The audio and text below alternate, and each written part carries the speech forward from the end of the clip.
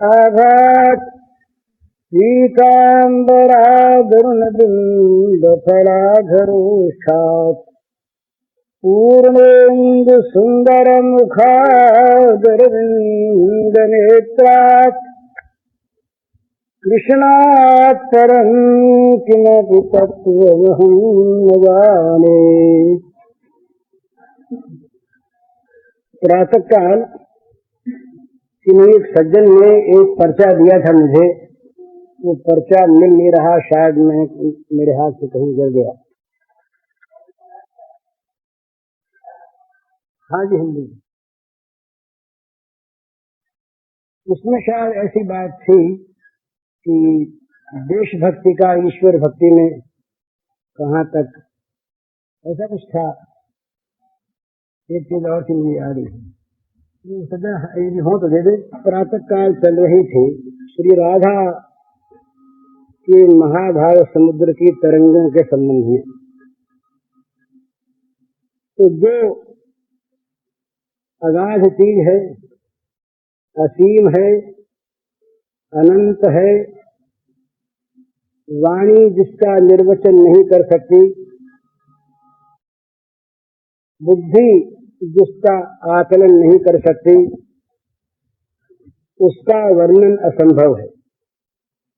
नारद जी ने सूत्र कहा है प्रेम स्वरूप अनिर्वचनीय, जो प्रेम का स्वरूप है वो अनिर्वचनीय है, वाणी में आता नहीं।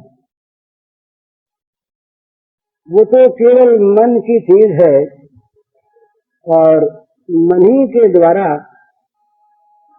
उसकी अनुभूति होती है, और अनुभव करने वाला भी फिर अपने आप को खो देता है। फिर जो रह जाता है वो अचिंत्य वस्तु रहती है। भगवान राम ने, ये उस दिन बात हुई थी, सीता को संदेश कहलवाया, तत्व प्रेम कर मन अवतोरा, जानत एक प्रिया मन मोरा, सो मन रहत सदा तुहि पाहि, जान प्रीत रस इतने माही। तेरे और मेरे प्रेम के तत्व को जानता है केवल मेरा मन, वाणी उसका निर्वचन नहीं कर सकती, वाणी कह नहीं सकती। वो जानता है केवल मेरा मन, पर वो मन भी कुछ बतला नहीं सकता। क्यों? कि वो मन रहता है निरंतर तेरे पास।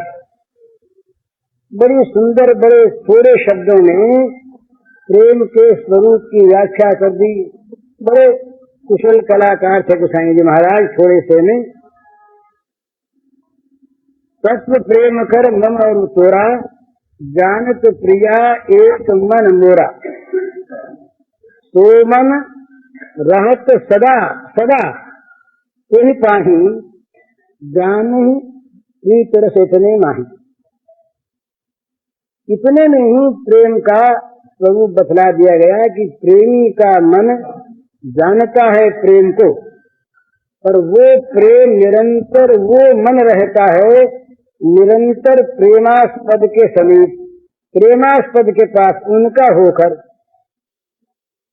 तो यहाँ भगवान जो हैं ये तो बनी है प्रेमी, और भगवती सीता यहाँ पर प्रेमास्पदा हैं। ये उल्टा क्रम प्रेम राज्य में हो जाता है। तो ये मन की चीज है, अंतर की चीज है, वाणी की चीज नहीं, और बाहर दिखलाने की चीज नहीं। प्रकाशित क्वात पात्रे, ऐसा नारद जी ने कहा।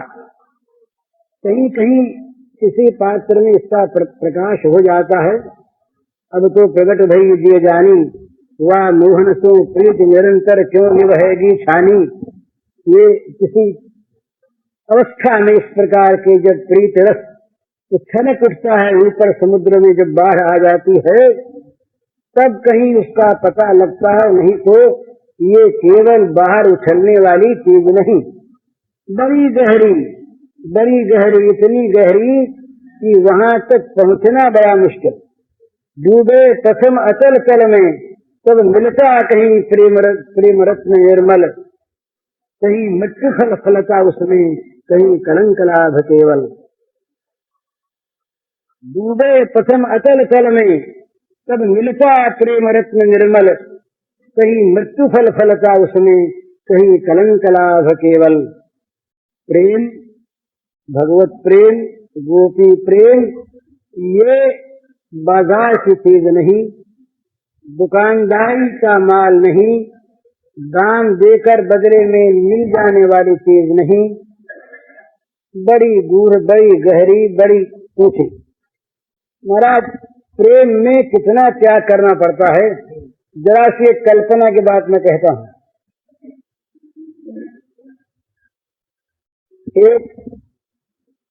एक ने किसी एक से प्रेम किया, लौकिक उदाहरण लीजिए आप, प्रेम की किसी मित्र से किया, किसी बंधु को अपना लिया, किसी से प्रेम किया, और उस प्रेम करने में ये हुआ कि उसके घर वाले सब नाराज हो गए,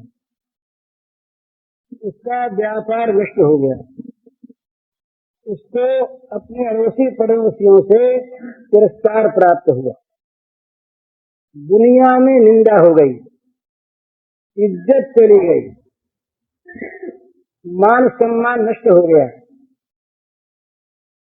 पर वो प्रेमास्पद उसको मिला। एक ही उदाहरण। दूसरा ये, इससे परे का जो उस प्रेम में फगता है, उस प्रेमास्पद ने उसको ठुकरा दिया, जिसके लिए उसने इन सारे दुखों को उठाया, जिसके लिए इन दुखों का वर्णन किया, जिसके लिए इन कष्टों को, संतापों को बुलाया, जिसके लिए मान, इज्जत, धन लोक पर लोग खोया, वही ठोकर मार के दूर कर दे, निकलो यहां से, हमारे पास कभी ना आना।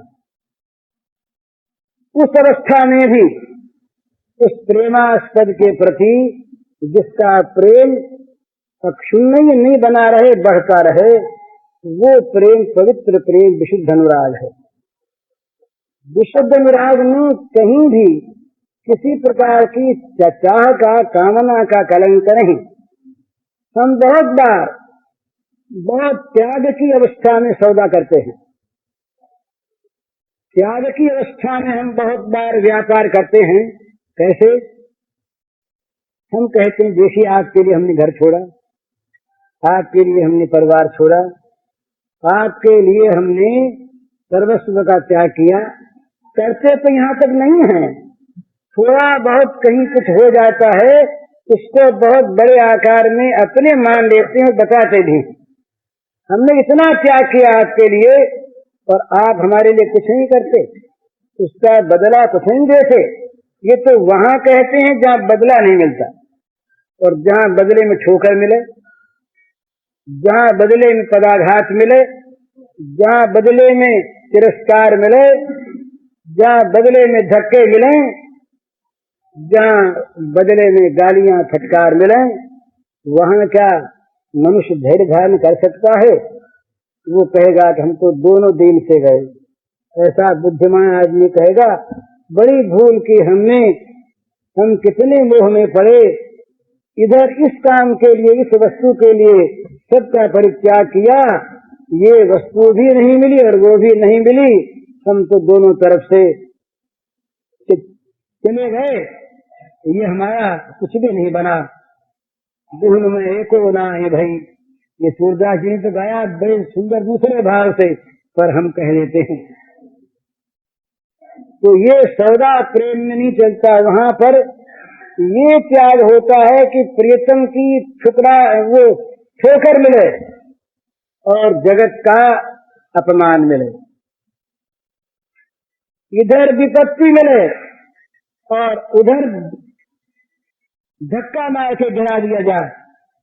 इतने पर भी जो ये कहे कि प्रेमास्पद तुम मेरे हो, यथा तथा वा विधा तुलम पटो मंत्रान्ना परः आश्लिष्यताम पादरताम तनुष्टुमाम अदर्शनान मर्महताम करोतो वा। चैतन्य महाप्रभु ने कहा, श्याम सुंदर, अरे लंपट, बड़ी सुंदर भाषा है। तुम चाहे मुझे गले लगा लो और तुम चाहे ठोकर मार के गिरा दो, तुम्हारे मन में आवे सो करो, पर मेरे प्राणनाथ तो तुम ही एक हो, दूसरा और कोई नहीं। ये गोपी भाव की जब हम बात करते हैं वहाँ ये तैयारी होनी चाहिए, ये इतना तक भय आ जाए। और दूसरा आता है प्रलोभन। बड़े बड़े देवता ऋषि ये सब आकर के भगवत प्रेमी जन का अभिवादन करते हैं। ये मुक्तियां आकर के उसके चरणों का चुंबन करना चाहती हैं। बोधसार में आया कि मुक्ति आती है, वो कहती हमें वर्ण कर लो। पेखत परस धरो सोमय सुमिरत राम, सुधारस पेखत परस धरो। मैं जो जूठी पत्तने चाट रहा था, तुलसीदास कहते हैं, चाटत रहे स्वान पातर जो कबहू न पेट भरो। सो मैं सुमिरत राम, सुधारस पेखत परस धरो।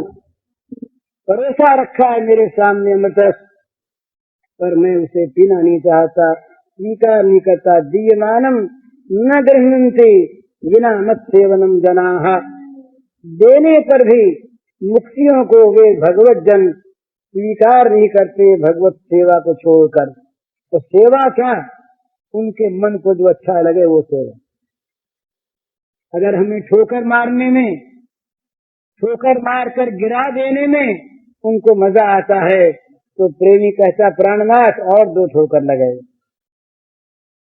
तुम्हें आनंद आता है ना, तुमको यदि प्रसन्नता होती है हमें हमारी ठोकर में, तो लगाए चले जाओ, हंसते चले जाओ। ये ठोकरें हमारे लिए दिव्य दिव्य परम दिव्य लाभ की वस्तु हो जाए तुम्हारी ठोकर, और तुम्हारी ठोकर तुम्हारी प्रसन्नता का हेतु। और क्या चाहिए, और क्या इष्ट है?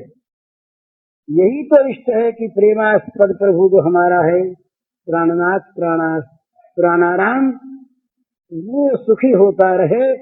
इससे बढ़कर और कोई सुख नहीं, कोई लाभ नहीं, कोई प्राप्त करने योग्य वस्तु नहीं, कोई इच्छा नहीं, कोई ममता नहीं, कोई कहीं वासना नहीं। हम लोग जो बहुत बार दुखी होते हैं ना प्रेम के मार्ग में जाते हुए भी, तो पहली बात तो यह है कि प्रेम को हमने समझा नहीं। दूसरी बात, शायद प्रेम के मार्ग पर हम चढ़े नहीं।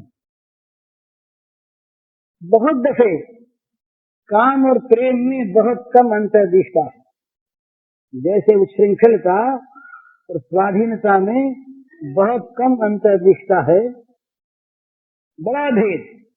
इसी प्रकार काम में और प्रेम में कई बार बहुत साम्य दिखाई देता है, और मनुष्य भूल जाता है कहीं काम है या प्रेम है,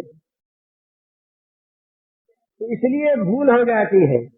परंतु जो प्रेम का विशुद्ध मार्ग है, जहाँ विशुद्ध अनुराग है, राग का ही जो विशुद्ध रूप है वही भाव होता है। तो राग जब बढ़ करके अनुरागत्व को प्राप्त होता है, तब उसमें भाव का उदय होता है। तो ये जो तीव्र राग होता है, ये राग सारी आसक्तियों को, सारी ममता को सदा के लिए खा जाता है। तो वहां पर अपने अभिमान में अपनी ममता नहीं रहती, अपने वर्ण में अपनी ममता नहीं रहती, अपनी जाति में अपनी ममता नहीं रहती, अपने लोक परलोक में अपनी ममता नहीं रहती, अपनी यश कीर्ति में अपनी ममता नहीं रहती। इसी का नाम है सर्व त्याग। तो ऐसी अवस्था में कभी उसमें क्षोभ नहीं होता। वो हर अवस्था में अपने प्रियतम का हंसता हुआ मुंह देखना चाहता है। प्यारे के मुख पर मुस्कान, यहाँ चाहे नरक की पीड़ा हो, यहाँ की हमारी नरक की पीड़ा यदि हमारे प्यारे के मुंह पर मुस्कान लाने वाली हो, तो इससे बढ़कर कोई भी वस्तु वांछनीय नहीं हो सकती प्रेमी के लिए। हम जो बात बात पर उबल उठते हैं और मन में कहते हैं कि देखो हमने चाहे प्रेम नहीं किया होगा पर भगवान तो करते हैं, तो उन्होंने प्रेम क्यों नहीं किया? वे प्रेम करते ही हैं। उनका प्रेम कभी किसी काल में कम नहीं होता। वो तो स्वाभाविक सहज सुहृद हैं प्राणी मात्र के, ये उनकी घोषणा है। सुहृदम सर्वभूतानाम, किसी प्राणी के प्रति भी उनके सौहार्द का किसी प्रकार से अभाव नहीं। परंतु जो उनका हो जाता है वे उसके हो जाते हैं खास तौर पर मयिते येषु चाप्यहम्। ये भगवान के गीता में शब्द हैं। वो कहते हैं समूहम सर्वभूतेषु न मे द्वेष्योऽस्ति न प्रियः ये भजन्ति तुमां भक्त्या मयिते येषु चाप्यहम्। सारे भूतों में मैं सम हूँ, मेरा कोई द्वेष नहीं, जिससे मैं द्वेष करूं ऐसा कोई नहीं, और मैं खास तौर पर किसी से प्रेम करूं ऐसा कोई नहीं। न मे द्वेष्योऽस्ति न प्रियः, परंतु ये भजन्त तुमां भक्त्या, जो भक्ति से प्रेम से मुझे भजते हैं, मयि से वे मुझ में हैं, और तेषु चाप्यहम् और उनमें मैं हूँ। तो भगवान का उनके हृदय में प्रविष्ट हो जाना, उनका भगवान के हृदय में आ जाना, ये हृदयों की एक नेकता प्रेमी और प्रेमास्पद की हो जाती। तो वहां अगर प्रेमास्पद की कोई बात घटी तो प्रेमी में अपने आप वो चीज आगे घट गई, वो चीज आ गई उसमें। तो ऐसी अवस्था में क्षोभ का कारण नहीं। जहां भी हमारे मन में क्षोभ है, जहां भी हमारे मन में किसी प्रकार का अशांत भाव है, वहां कोई न कोई हमें चाह है तो शांति मापनोसी न कामकामी।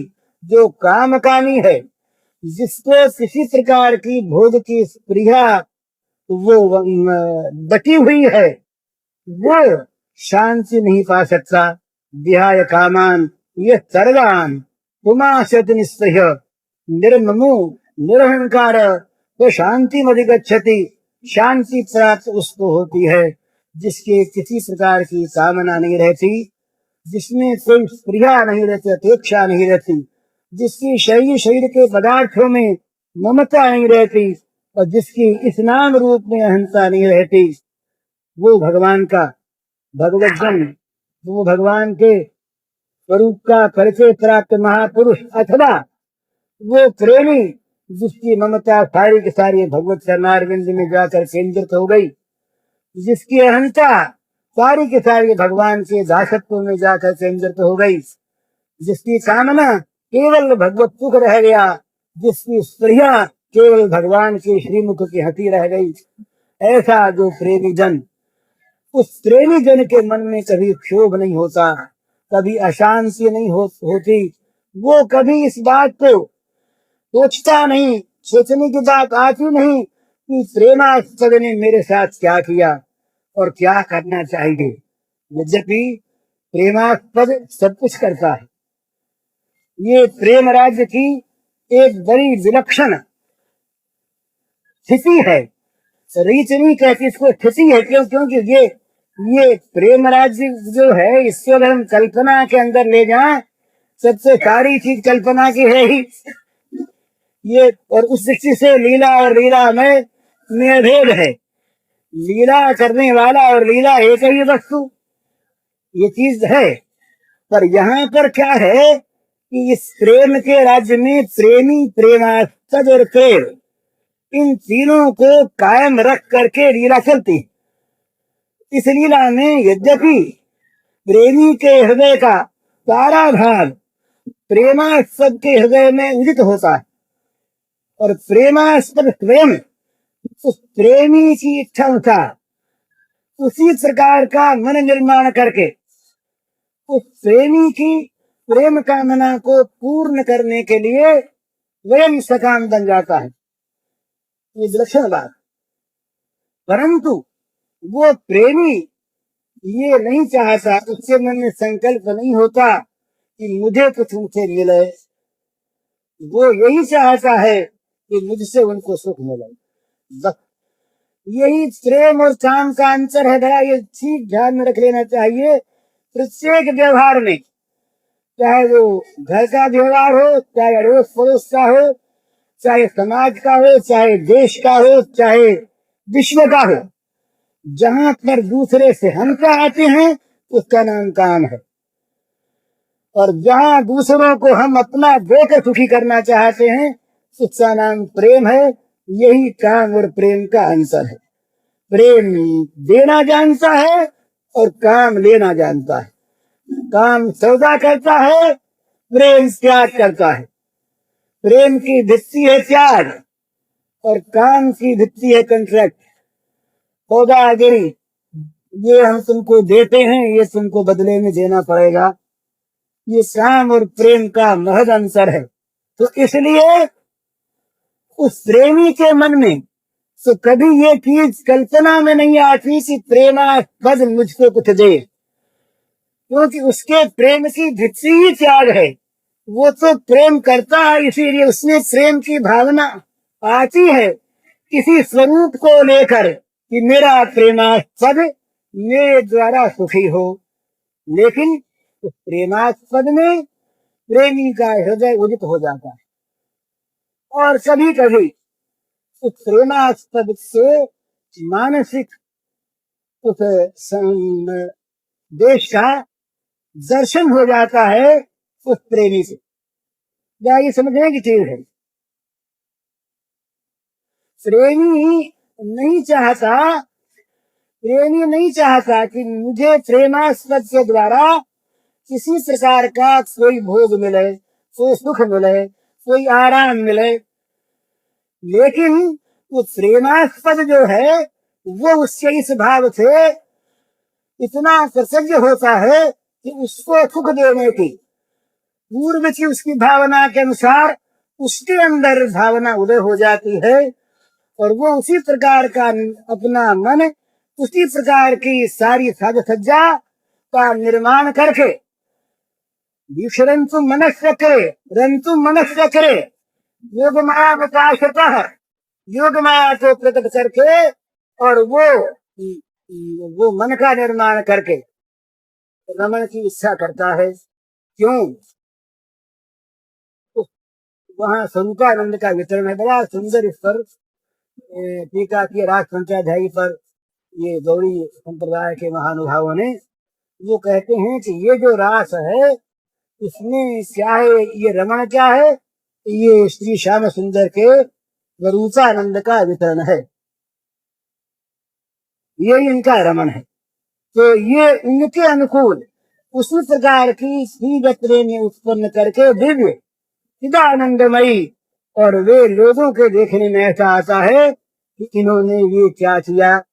परीक्षित सच्चे मन में संदेह का उदय हो जाता है, एक प्रश्न पैदा हो जाता है, पर उनमें ये बात नहीं होती। एक भाव है,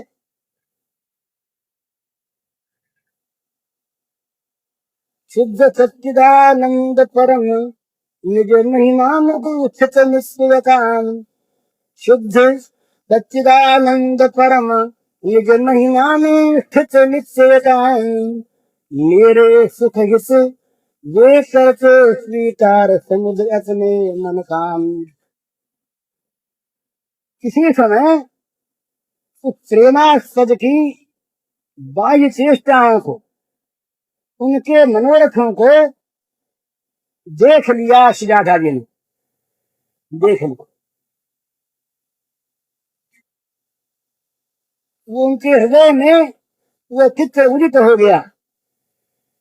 तो देख करके वे कहती हैं अपने मन में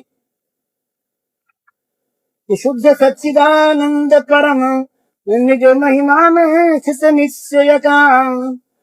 मेरे सुख हित ये करते स्वीकार समुद्र अपने मन काम। काम नहीं, उनके काम, ये काम को स्वीकार किया है मेरे सुख के लिए, तो ये उनका स्वीकार किया हुआ दिव्य काम है, ये गंदा काम नहीं।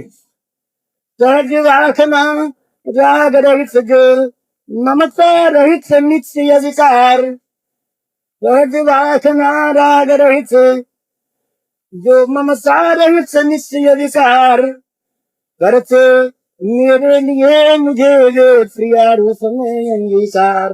मेरे लिए सहज वासना राग रहित जो ममता रहित नित्य अधिकार, करते मेरे लिए मुझे जो प्रिया रूप में अंगीकार। एक एक गुण पर जिनके मोहित सब सुर ऋषि मुनि संसार, शिक्षण भूत गुणो हरे ही आत्मा रामात्म ग्रंथारे कर्मे। एक गुण पर जिनके मोहित सब सुर ऋषि मुनि संसार, प्रेम रूप वे रहते नित्य विमोहित मुझ पर जनाधिकार। विकार तो उसमें नहीं होता। एक गुण पर जिनके मोहित सब सुर ऋषि मुनि संसार, प्रेम रूप वे रहते नित्य विमोहित मुझ पर जनाधिकार। जिनके अंग अंग पर नित्य निछावर सोच सोच शतकाम, जिनके अंग अंग पर नित्य निछावर कोच कोच शतकाम, वे मेरा सौंदर्य निरखते नित्य न ले पाते विश्राम। वे मेरा सौंदर्य निरखते नित्य न ले पाते विश्राम। जिनको कभी न पल भर लगती भूख प्यास जो रहते तृष्ण, जिनको कभी न पल भर लगती भूख प्यास जो रहते तृष्ण, मेरे रस प्रसाद कनहित शुचि वे रहते हैं नित्य तृष्ण। मेरे रस प्रसाद कनहित शुचि वे रहते हैं नित्य तृप्त। रति रसमय रस रूप रसिक वे बीज प्रेम रस पारावार। रति रसमय रस रूप रसिक वे दिव्य प्रेम रस पारावार। प्रेम सुधा रस पान निरत नित्य दिव्य प्रेम विग्रह साकार। प्रेम सुधा रस पान निरत नित्य दिव्य प्रेम विग्रह साकार। इसमें कहाँ मोह है, कहाँ काम क्रोध है, कहाँ लोभ है सर। ये प्रेम राज्य में बड़ी विलक्षण बात, प्रेमी अपने लिए कभी कुछ चाहता नहीं, बल्कि प्रेमास्पद के द्वारा ठुकराए जाने पर भी और समस्त पदार्थों से प्राणियों से परिस्थितियों से विच्छिन्न हो जाने पर भी वो प्रेमास्पद को पकड़े रहता है। वो कभी ये नहीं देखता कि बदला प्रेमास्पद क्या देते हैं, प्रेम करते हैं या नहीं, हमको चाहते हैं या नहीं। और किसी प्रलोभन में देवता ऋषि मुनि महात्मा सब सत्कार करें उनका, मुक्ति आकर के उसका पैर पूजे, ग्रहण करने के लिए उसे प्रार्थना करे, वो कहता है तुम्हारी मुझे आवश्यकता नहीं, मैं तो केवल और केवल अपने प्रेमास्पद की सेवा चाहता हूँ। जीयमानम नगर नंती विनामक सेवनम जना। मेरे जन जो हैं वो मेरी सेवा को छोड़कर सेने पर भी 5 प्रकार की मुक्तियां नहीं चाहते। उनके मन में प्रेमियों के न क्रोध है न अशांति है, न कुछ पाने की इच्छा है और न कुछ देने को बचा है। देने को क्या बचा उनके पास, अपना कुछ है ही नहीं। ये आज मेरे पास नहीं, मैं आपको सुनाऊंगा। एक प्रसिद्ध कवि हिंदी के पुस्तक, वो हैं तो छायावाद के कवि थे, पर भी हैं, पर वो बदले। उन्होंने अभी कविता लिख कर दी थी, हम लोग जब दिल्ली गए तब, वो किसी उद्देश्य से लिखी थी, वो मैं सुनाऊंगा। उसमें वो कहते हैं जब तब हमारे पास देने के लिए कुछ बचेगी क्या दें। तो वास्तव में जब तक हमारे पास देने के लिए कुछ बचा रहता है ना, बचा रहता है कुछ अपना, कुछ अपनी चीज, कुछ अपना भार, कुछ अपना अभिमान, कुछ अपनी ममता के वस्तु कुछ अपना हम बचा रखते हैं, तब तक हमने पूरा दिया नहीं। पूरा दिया नहीं तो पूरे सेवक बने नहीं। वो तो सेवामय प्रेममय उसका विग्रह हो जाता है। राधा का अर्थ क्या है? श्री कृष्ण प्रेम, बस। गोपी का अर्थ क्या है? श्री कृष्ण की सुखेच्छा, गोपी का अर्थ, और कोई उसका अर्थ नहीं। तो जिसका जीवन इस प्रकार का वो गोपी, और जिसका जीवन इस प्रकार का वो राधा। इसके लिए कोई और बदलने की आवश्यकता नहीं है, केवल बदल देना है अपने अंतरात्मा के भावों को। फिर उनमें जो भाव तरंगे उठती हैं वो बड़ी विलक्षण। कभी उसमें मान भी आता है, वो मान निर्माण का मान, बड़ी विलक्षण बात।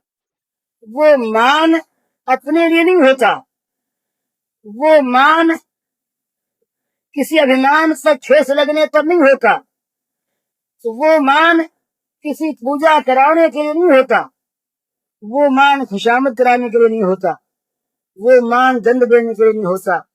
वो मान होता है प्रेमास्पद को हंसाने के लिए, उनको सुख देने के लिए, उनकी चाह पूरी करने के लिए। वो चाहते हैं इस समय ये वाम वाम पथ थे और हमको भजे, अरे खींच करके हमको रिझावे, खींच के रिझावे।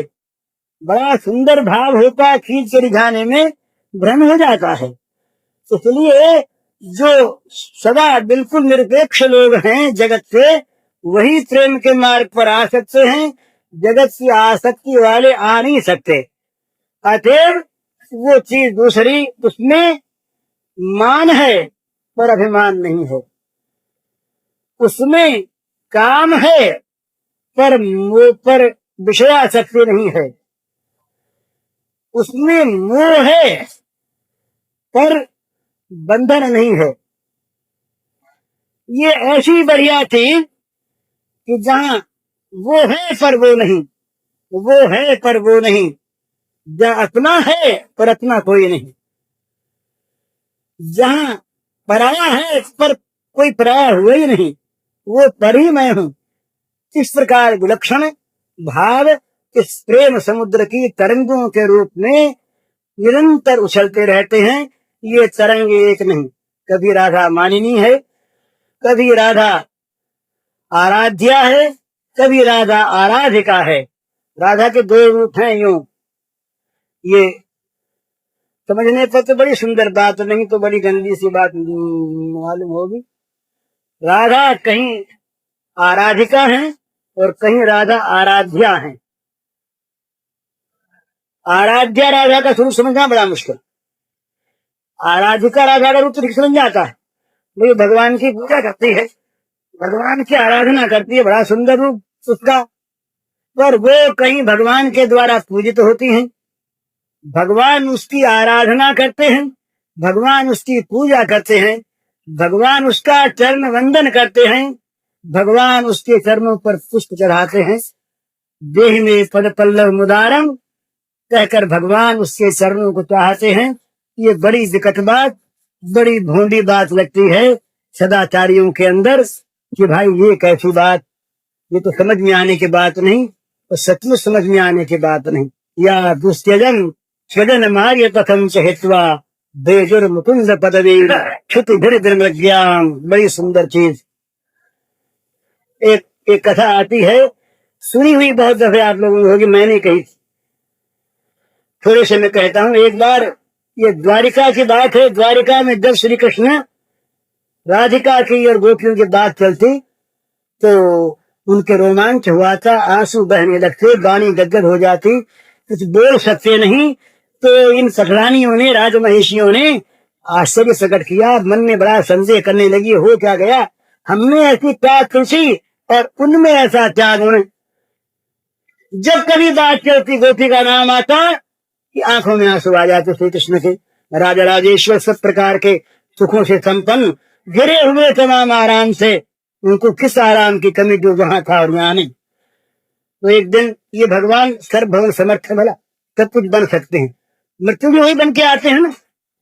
तो भगवान तो रोग नहीं होता, भगवान की मौत नहीं होती, पर मौत भी भगवान बनते, रोग भी भगवान बनते। तो रोग बन गए।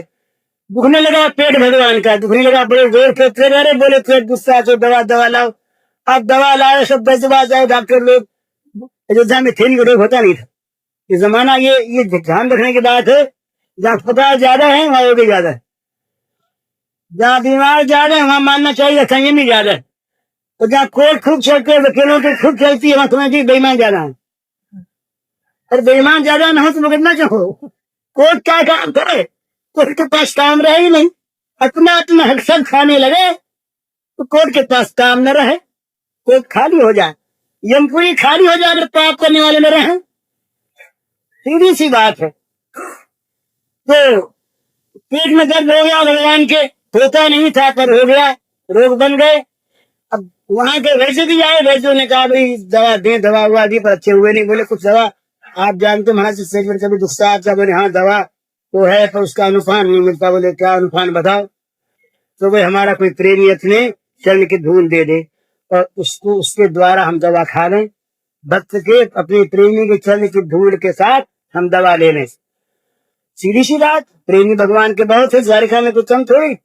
रुक्मिणी जी पास बैठी, सत्यभामा जी बैठी, अब चरण की धूल, बोले सीधी सी बात है। रुक्मिणी जी ने देखा कि भाई चरण की धूल तो हमारे पास है ही, कोई बात नहीं, और प्रेमी भी हम हैं, पर भाई शास्त्र कहता है, हम लोग रोज सुनते हैं जानते हैं कि पति को स्वामी को चरण की धूल कैसे दे?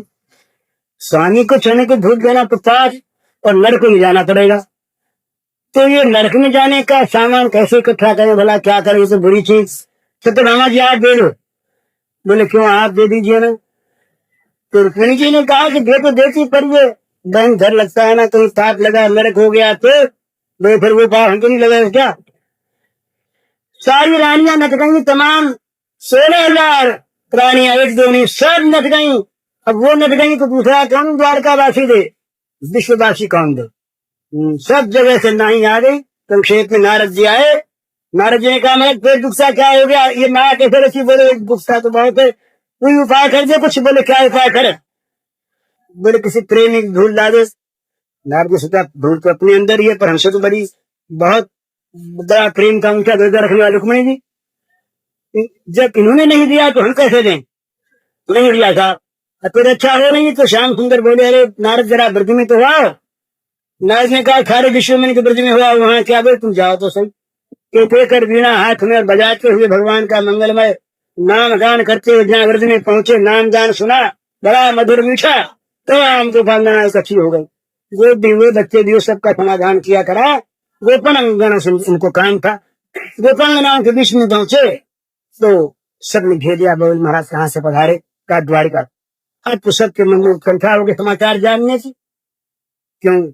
सरकार मजे में है, हमारे प्राणनाथ प्रसन्न है ना, तो कुछ हुआ तो नहीं? नारद जरा गंभीर हो गए, जरा मुंह बना लिया। अब तो इनके प्राण निकलने लगे ना। समाचार पूछा, राजी खुशी कार्य हो गए चुप। तो कोई न कोई इसके अंदर दाल निकाला, कुछ है जरूर, अरिष्टा शंका होगी। बोले महाराज जल्दी बताओ। अब हमारे हाथ ना आते तो कोई बात नहीं थी, और द्वारका से ना होते तो कोई बात नहीं, और बात न चलती तब भी कोई बात नहीं। बात चली, हमने पूछा है बात बोलते नहीं, सब ये मामला क्या है बताइए। तो बोले भाई पेट, श्याम सुंदर का पेट दुखता है और कोई दवा हुई नहीं। बोले कोई दवा नहीं हुई? क्या कोई वहां पर चिकित्सक नहीं? उन्होंने कहा वहां रोगी नहीं होता, पर ये उनके हो गया, दवा हुआ बहुत हुई पर कुछ हुआ नहीं।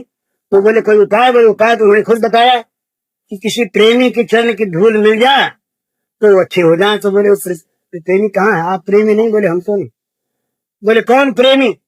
बोले वो श्री श्याम सुंदर कहा करते थे कि गोपियां हमारी बड़ी प्रेम का। बोले वो प्रेमी मानते हैं उनको? हाँ। बोले वो तो मानते हैं। बोले हम तो नहीं। बोले वो मानते? बोले मानते तो बोले ले जाओ भूख। चरणों को सब गोपियों ने आगे बढ़ा दिया, जिसे चाह ले लो, क्या ठिकाना ढूंढ ले लिया जाए, ढूंढ जितनी पोटली बांध लो। नारदकारी पगड़ी हो गई, क्या कर रही हो तू? शास्त्र की अवज्ञा जानती नहीं, मानती नहीं। अरे किसको धूल दे रही हो? भगवान उनको क्या धूल देनी है? अपने पैरों की लेने की देनी? नरक में बात होगा। उन्होंने कहा महाराज हम भगवान वेदांत तो जानते नहीं, हमारे प्राणनाथ हैं, और यदि उनका पेट अच्छा होता हो और हमें अनंत काल तक नरकों में रहना पड़े, उससे बढ़कर क्या लाभ होगा महाराज हमारे लिए। अनंत काल तक हम नरकों में रहेंगी, कभी शिकायत नहीं करेंगे कि आपने हमको नरकों में भिजवा दिया। आप भूल ले जाइए महाराज, और जल्दी जाइए जिसमें उनका पेट अच्छा हो जाए, और कह दीजिए कि नरकों की व्यवस्था इनके करा दी जाए। कुछ नहीं। नायक जी सकित हो गए। महाराज जी ने कहा अरे राम राम, हम तो झूठे ही प्रेमी बन गए थे अब तक। तो पहले तो उन्होंने क्या किया कि लेकर के धूल गिरी पड़ी, सब अपने मस्तक से अभिषिक्त किया उससे कि ये तो बड़ी बहुत बढ़िया। उद्धव ने मांगा था लता जुल्म तरु होकर चरणों की धूल, इनको तो प्रत्यक्ष मिल गई। आज गोपियों ने पैर बढ़ा के दे दी, तो लगाई अपने मस्तक पर, सारा मस्तक अभिषिक्त कर लिया। फिर पोटली बांध के सिर पर रखे नारद, और नाचते गाते हुए बिना लेकर के भगवान का नाम मंगल में गाते पहुंच गए द्वारिका राजमहल में। बोले महाराज ले आया ले आया। सोचे भगवान कहाँ के ले आए। बोले महाराज भेड़ खड़ा ब्रज में। अरे ब्रज में दे दिया किसो ने। हाँ बोले वो गोपियां हैं वो उन्होंने दे दिया। बोले आप तो समझाया नहीं उनको, आपने कहा नहीं उनसे तो बड़ा पाप लगेगा। बोले कहा तो महाराज हमने समझा लिया, पर वो ऐसी पगली है सब के सब, वो सुनी नहीं मानी नहीं हमारी बात। वो कहने लगी कि हमारे अघासुर को तो श्याम सुंदर मार गए, हमारे अघासुर को श्याम सुंदर कभी का मार गए, हमारा अघासुर मर गया तो हमारे पास अब कहाँ है। और यदि पास आप कोई होगा तो कोई बात नहीं, हम भूमेंगे नरकों में जाएंगे, ये ले जाओ आप प्राणनाथ को जल्दी अच्छा करो। भगवान ने ले करके धूल उसका सिर पर लगा ली, गोपाल नाम की धूल, पेट तो अच्छा था ही। अब रुक्मिणी जी सत्यभामा सब इकट्ठी थी, अब वो सब चकित रह गई। बोली नारद उनको, तो श्री कृष्ण ने उनका मान दे रखते। बोले रुक्मिणी जी पेट अच्छा हो गया, अब आप चिंता मत करो। ये गोपियां पगली हैं, पर कभी कभी ये पगली भी काम दे देती, देखा ना। अब समझा दिया तो देखो आप, यही बात है गोपियों के नाम से हमारे आंसू आते हैं। आप सेवा बहुत बड़ी करती, इसमें कोई संदेह नहीं है। तो प्रेम के राज्य में ये चीज है कि वहां पर ये संकोच नहीं, पर संकोच वहां होता जहां कुछ चाहते, प्रेमी कुछ चाहता नहीं और उसके पास चाहने योग्य मन रहता नहीं, तो उसके फिर अनंत भाव से जाए। तो ये राधा भाव जो है ये बड़ा विलक्षण त्याग का भाव है। प्रेम में जो जाना चाहता है उसको सबसे पहले तैयार हो जाना चाहिए त्याग के लिए। मान जाएगा, धन जाएगा, स्वर्ग जाएगा, लोक जाएगा, परलोक जाएगा, इज्जत जाएगी, सबकी होली फूंक दी जाएगी। कबीरा खड़ा बाजार में लिए लुकाती हाथ, जो घर फूके आप आवे मेरे साथ। जिसको घर फूकना हो अपना, घर के ममत्व को जला देना हो, वो हमारे पास आ जाए तो उसकी बेड़ी तो कट जाएगी। ये जब तक भगवान का नहीं होता ना, तावत राजा देवसेना तावत सारा ग्रहण ग्रहण तावत मुहुर निगड़ो। यार कृष्ण ने जना ब्रह्मा जी ने कहा भगवान जब तक ये तुम्हारा नहीं हुआ जाता, तुम्हारा नहीं हो जाता मनुष्य, तभी तक ये राग द्वेष रूपी चोर उससे पीछे लगे रहते हैं, तभी तक घर का जेल खाना रहता है, और तभी तक पैरों में उसके जीवन में लोह की बेड़ियां कड़ी रहती हैं। जब आज का हो गया, जेल खाने से छूट गया, ये बेड़ियां निकल गईं, और ये राग द्वेष के चोर उसके जीवन को लूटने वाले ये उससे हट गए। पर आपका होने के लिए दूसरों का होना छोड़ना पड़ता है। हम न मालूम किस किस से हो रहे काम के, क्रोध के, लोभ के, अभिमान के, कीर्ति के, यश के, भोग के, घर के, मकान के, न मालूम किस किस से गुलाम हो रहे हैं। इन सारी गुलामियों को निष्प्रभावित करना पड़ेगा, इनमें आग लगा देनी पड़ेगी, फूंक देना पड़ेगा इनको। जो अपने सर्वस्व को फूंक कर उससे भस्मावशेष कर नाच सके, वो प्रेम के मार्ग में आवे महाराज। प्रेम संत पावकनी ज्वाला भाड़ी पाछा भागे जो, नहीं पड़े महार समाने, देख नारा दाढ़े जो ने, देखने वाले जलते रहेंगे। तो अंदर कूद गए वो महारस को प्राप्त कर सकेंगे। ये आग की लपट है, जो सामने गया देख के डर गया, लौट आया। सब जो कूद गया वो महान शांति को प्राप्त हो गया, देखने वाले चलते रहे। तो ये महान रस, ये महान दिव्य आनंद, ये राधा भाव और गोपी भाव का ये त्याग की भूमिका पर प्रतिष्ठित होता है। सबसे पहली चीज इसमें त्याग है। त्याग के बिना प्रेम का उदय होता ही नहीं, कहीं नहीं होता। जहां पर भी त्याग नहीं है भोग है, जहां पर भी मांगना है, जहां पर भी लेने की इच्छा है, जहां लेना है वहां पर प्रेम नहीं होगा, व्यापार हो जाएगा। व्यापार हो जाएगा, लेन देन हो जाएगा। व्यापार में शिष्टता होगी, सौम्यता होगी, सद्व्यवहार होगा तो सुख भी होगा। पर वो है व्यापार। पर जहां त्याग है, जहां देना ही देना है, तो वहां एक विशुद्ध अनुराग की उत्पत्ति होगी, उदय होगा। और वो अनुराग मन में रहने नहीं देगा किसी भी दूसरी चीज को। भुक्त मुक्ति प्रिया यावत पिशाची हृदय वर्तते, कहते कैसे कि जब तक ये पिशाचिनी भोग और मोक्ष की इच्छा हृदय में बनी रहे, उदय नहीं हो पाता। प्रेम में जिसको चाहिए वो भुक्ति मुक्ति की इच्छा को भी जलांजलि दे दे, भुक्ति मुक्ति अपने आप पीछे पीछे आवेगी। भोग आवेंगे पर वो भोग को पद्दलित करके, ठोकर मार करके भगवान के चरणों में फेंक देगा। राज्य को मई संन्यास्य सर्वाणि कर्माणि मई संन्यास्य निराशी निर्मम भूत ज्वर। राज्य क्या साथ फेंक दो, राज्य ये कर्म करके मुझ में फेंक दे जाओ, और राज्य मिल जाओ फिर मुझ में फेंक दो। राज्य की आशा मुझ में फेंक दो। ये संन्यास्य इस प्रकार सब कुछ भगवान में फेंक कर, सब कुछ भगवान पर न्यौछावर करके, सब कुछ का त्याग करके जो केवल प्रेम देवता की सेवा करना चाहता है, इस प्रकार का जो त्याग करने के लिए उतारू है, वो प्रेम के मार्ग में आवे। जो सिर साटे हरि मिले तो हरि लीजिए दौड़, ना जानो या देर में गाह के आवे। और जल्दी से जल्दी हमारा सिर ले लिया जाए पहले, और जल्दी हमको वस्तु मिल जाए। कोई दूसरा गाहक बीच में आ गया, जो सिर साटे हरि मिले तो हरि लीजिए दो। सिर देने के बदले में अगर भगवान मिलते हूँ, लोक पर लोक खोकर, भोग मोक्ष को जलांजलि देकर अगर भगवत प्रेम मिलता हो तो सस्ता मिलता है, बहुत सस्ता मिलता है, ये ले लेना चाहिए। पर ये जितना कहना सहज, बोलना सहज महाराज, ये इसी बोलने के बाद शर्म आती है। अपने में तो भोग त्याग की बात तो अलग रही, भोगाकांक्षा बड़ी प्रबल है।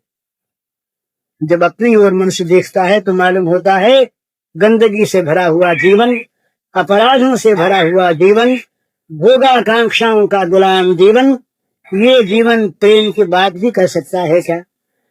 प्रेम की चर्चा कर सकते हैं चैतन्य महाप्रभु, प्रेम की चर्चा कर सकते हैं बुद्ध भगवान।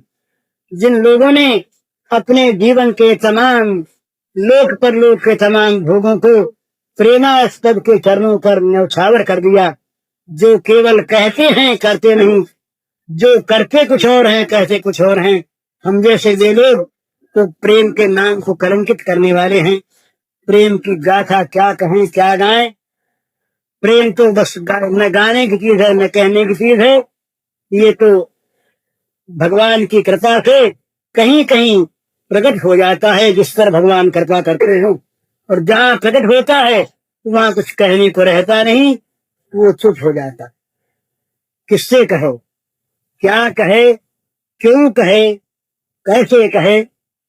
फिर अगर वो कहता है तो उसके अंदर वो कहता है, अगर वो सुनता है तो उसके अंदर से वो सुनता है, अगर वो खाता है तो उसके अंदर वो खाता है, अगर वो सोता है तो उसके अंदर वो सोता है। इस प्रकार चाहे क्रिया बनती रहे, इस प्रकार चाहे लीला चलती रहे, इस प्रकार चाहे दो बने रहें, पर वहां पर रह जाता है केवल प्रेमास्पद, वही प्रेम, वही प्रेमी, वही आस्वाद्य, वही आस्वादक और वही आस्वादन, तीनों वही बन जाता है। वो बन करके क्यों, चाहे लीला करे और चाहे लीला बंद कर दे, चाहे खेले और चाहे सो जाए, जैसी उसकी इच्छा। किंतु परंतु करने वाला कोई नहीं, इतना होने पर भी लीला चलती। ये प्रेम राज्य का एक स्वभाव है कि दो न रहने पर भी दो नित्य है। माया नहीं है, लीला है। नाट्य नहीं है, अनुभव है। दंड नहीं है, सत्य है। दिखाऊ चीज नहीं है। इस प्रकार भगवान का स्वयं अपना निर्माण है। जैसे निर्माण का योगी करते हैं, उसी प्रकार प्रेम निर्माण, प्रेममय भगवान अपने को बनाकर प्रेम का रस आस्वादन करते कराते अपना रस अपने आप में अपने आप ही। तो ये भाव जहां पर है, वहीं पर राधा भाव। सभी राधा भाव के बाद तो चली थी इसी से। अभी ये राधा भाव अगाध है, इसका निर्वचन तो कोई कर नहीं सकता। अपनी जीव को, अपने जीवन को पवित्र करने के लिए राधा की गोपियों की स्मृति जीवन में कभी आ जाती है तो ये उनकी कृपा का फल है, उनके अनुग्रह का निदर्शन है। ये न विद्या है, न बुद्धि है, न प्रेम है, न प्रीति है, न भगवान में ममता है। आप लोगों के समय को नष्ट करना है। अपनी बात तो यही है। अब उस प्रश्न की बात रही, तो वो अगर क्षमा करें तो प्रश्न की बात फिर कल करें, क्योंकि उसमें एक तो वो चलता इसी के साथ है, उसमें भी त्याग का ही संबंध है, परंतु जरा सा विषयांतर हो जाता है, उस बाह्य में आना पड़ता है। उसमें प्रश्न है सत्य देश भक्ति की भावना एक ईश्वरानुरागी व्यक्ति के मार्ग को कहाँ तक प्रभावित कर सकती है, और विदेशी आक्रमण के समय प्रगाढ़ ईश्वर अनुराग का क्या तकाजा है। इन दोनों का उत्तर है। और बड़ा सुंदर प्रश्न है। ऐसी परिस्थिति में जो लोग हैं, उन लोगों को भी जानने की आवश्यकता है कि उनका ईश्वरानुराग और उनके ईश्वरानुराग का तकाजा प्रगाढ़ विदेशी आक्रमण के समय क्या होना चाहिए, ये जानने की चीज है, जानने की चीज है। परंतु इस समय जो बात हो रही है उससे उसका तत्वतः मेल होने पर भी साधन का मेल नहीं। इसलिए ये उसी भाव का है। भगवान ये जो प्रेम में दो भावों का प्राधान्य है, उसके फिर अनेकों स्तर हैं। विप्रलंब कितने प्रकार का, संयोग कितने प्रकार का, वो अलग अलग उनसे भेदभाव सब संयोगिक हैं। ये बनांतर ग्रह है, निकुंजांतर ग्रह है, देशांतर ग्रह है, भूत ग्रह है, भविष्य का ग्रह है। इसी प्रकार संयोग मिलन के भी कई भाग हैं, उनकी तत्व संख्या बता के 65, उसका थोड़ा विस्तार है, वो अलग चीज, वो एक अलग फिलॉसफी है, अलग शास्त्र है, दो चीज है। पर दो में मिलन में अमिलन में कभी अभाव नहीं, और मिलन में कभी तृप्ति नहीं है। तो नहीं मिलन में तृप्त कभी, अमिलन में है न अभाव कभी। वे करत नित्य प्रेम सरिता में भावा भाव सभी। नहीं में तृप्त कभी, अमिलन में है न अभाव कभी। भौतिक वस्तु जो है ना, या काम जहां पर है, वह अमिलन में अभाव, पर सच्चिदानंद वस्तु में, पर प्रेम राज्य में अमिलन में अभाव नहीं है। अमिलन है पर है नहीं। मिलन में तृप्त कभी, अमिलन में है न अभाव कभी। हुए करत नित्य प्रेम सरिता में भावा भाव सभी। हर वियोग में हर क्षण में होता यह तुलनीय अनुभव। हर वियोग में हर क्षण में होता यह तुलनीय अनुभव। कभी दो नहीं हुए आज तक, कभी न होने हैं संभव। कभी दो नहीं हुए आज तक, कभी न होने हैं संभव। नित्य एक है, नित्य मिलन है रस पारावार अनंत। नित्य एक है, नित्य मिलन है रस पारावार अनंत। मिलन कहाँ कैसा जब होता, कभी न नित्य मिलन का अंत। मिलन कहाँ कैसा जब होता, कभी न नित्य मिलन का अंत। ये तो अमिलन की स्थिति। और जब मिलन होता है संयोग, तो मिलनानंद विलक्षण पैदा कर देता फिर मिलनोन्माद। मिलनानंद विलक्षण पैदा कर देता फिर मिलनोन्माद। दो बन जाते पुरुष प्रतिक्षण बढ़ता मधुमेह रस आस्वाद। दो बन जाते पुरुष प्रतिक्षण बढ़ता मधुमेह रस आस्वाद। एक ही नहीं कदाचित थी बढ़ती रहती रस प्यास पार। होती नहीं कदाचित से बढ़ती रहती रस प्यास पार। यही चाहते बने रहें जो बहते रहें सदार सदार। यही चाहते बने रहें जो बहते रहें सदार सदार। करते रहें पान रस मधुर दुर्लभ नित्य दिव्य अजरान। करते रहें पान रस मधुमय दुर्लभ दिव्य नित्य अभिराम। होम कल्पना भी वियोग की रहे नित्य संयोग ललाम। होम कल्पना भी वियोग की रहे नित्य संयोग ललाम। यूं बहती, ये दूसरा, यूं बहती रसमयी मधुर अति संसत प्रेम रति प्रेम नदी पावन। यूं बहती रसमयी मधुर अति संतत प्रेम नदी पावन। विप्रलंब संयोग मनोहर तकई सके दो मन भावन। विप्रलंब संयोग मधुर तकई सके दो मन भावन। इसकी व्याख्या तो लंबी चौड़ी है। विप्रलंब क्या है, संयोग क्या है? जहाँ पर इस राज्य से काम का प्रवेश नहीं, जहाँ इस राज्य की इस लौकिक गंदे राज्य की किसी भावना का प्रवेश नहीं, जहाँ दिव्य दिव्य रस और रसोवरी सहा उस परमात्मा का रस, परमात्मा की रसानुभूति, उसमें एक में दो कैसे और उसमें दो में एक कैसे, और उनके क्या क्या भावानुभाव, ये बहुत उसमें भाव का उन्मेष है। तो ये सब अलग चीज है, ये सब जानने की व्याख्यान की चीज नहीं। ये सब तो इसका एक शास्त्र है, और ये शास्त्र केवल पढ़ने से नहीं होता, इस शास्त्र के साथ साथ उस प्रकार की पात्रता प्राप्त करनी पड़ती है जो काम राज्य से बाहर निकल करके त्याग राज्य की भूमिका में इसका शिक्षण प्रारंभ होता। त्याग राज्य की भूमिका में इसका शिक्षण प्रारंभ होता है।